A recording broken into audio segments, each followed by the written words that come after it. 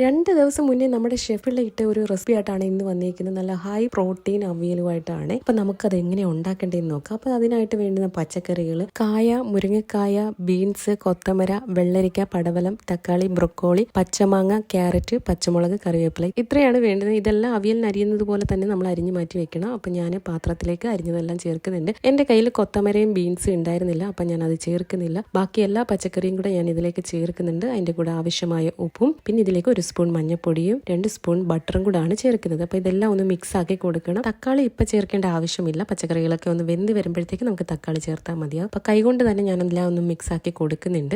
എല്ലാം ഒന്ന് മിക്സ് ആക്കി കൊടുത്തതിന് ശേഷം ഞാൻ ഇതിലേക്ക് ഒരു 1/2 ഗ്ലാസ് വെള്ളം കൂടെ ഒഴിക്കുന്നുണ്ട്. 20 മിനിറ്റോളം അടച്ചു വെച്ച് വേവിക്കുക. 20 മിനിറ്റിന് ശേഷം ഇതിലേക്ക് നമുക്ക് അരപ്പ് ചേർക്കാം. തേങ്ങയും ജീരകവും പച്ചമുളകും കൂടെ ചേർത്ത് ചതച്ചതാണ്. ഇനി ഇതിലേക്ക് ഫ്രൈ ചെയ്ത് വെച്ചിരിക്കുന്ന പനീറും പുഴുങ്ങിയ 2 മുട്ട മുറിച്ചതുമാണ് ചേർക്കുന്നത്. പനീറിന്റെ കൂടെ തന്നെ ചെമ്മീനും കൂടെ ഫ്രൈ ചെയ്ത് ചേർക്കുന്നുണ്ടായിരുന്നു.